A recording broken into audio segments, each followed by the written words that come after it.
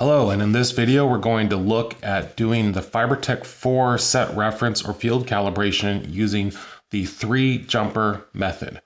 The 3-jumper method is used when the link that you're testing is different on each end, for example, SC to LC, and your test equipment connections don't allow you to connect directly to both of those type of connectors at once.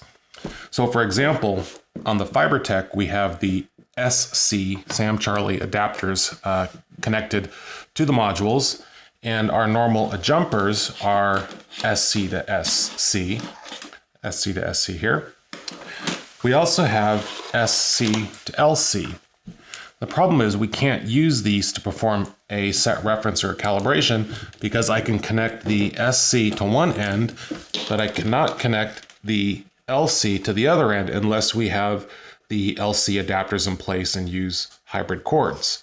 So the 3-jumper method is a way to allow you to use a hybrid cord with fixed adapters on your test equipment.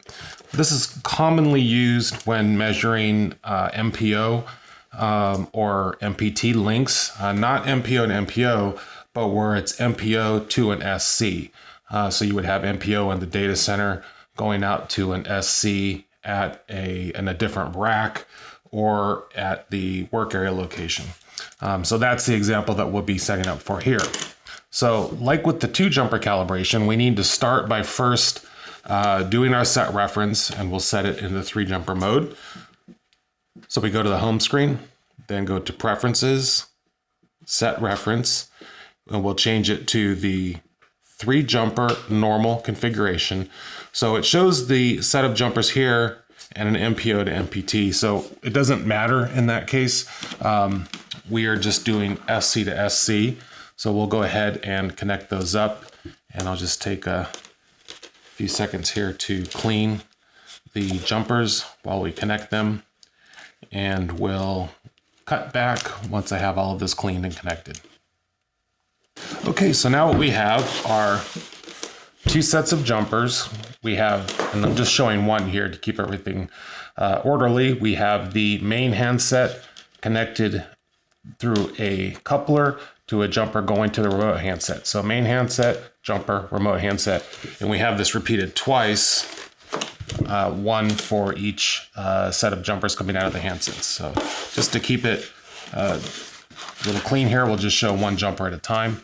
So now that we're connected, go ahead and press start and wait for it to do its reference method. When it's finished, we're going to use an LC, an SC to SC coupler to put on another jumper, but then for the sake of when we're testing, we'll be using an SC to LC adapter. Now, this isn't necessary. It depends. This is often going to be installed or part of the installation that you're testing. It'll be built into one of the panels, but I'm just using one of these for demonstration. So we have the indication to go ahead and disconnect the jumper, the coupler. So again, I'm just going to do it on one jumper right now to keep it all clear. So we disconnected those from the couplers, and now we add the 3rd jumper. So in this situation, we're adding the 3rd jumper, which is an SC to LC. In the 3-jumper method, if you don't add the 3rd jumper, you're measuring no connector loss. But when we add in this single jumper here at one side, we're introducing one additional connector. So we'll get the loss of one connection, making this similar to a 3-jumper test configuration. So we'll go ahead, and now on the LC side, we need to use a different cleaner because the LCs are 1.25 millimeter. So just use a different cleaner here.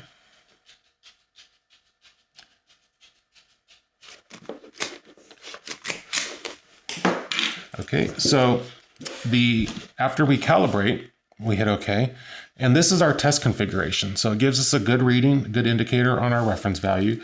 So now we've got on one side SC to SC, and then using a hybrid cord, an SC to LC, because if we put the hybrid cord on the adapter directly, we wouldn't be able to connect it to the other side to take the measurement or to do this field calibration of the set reference.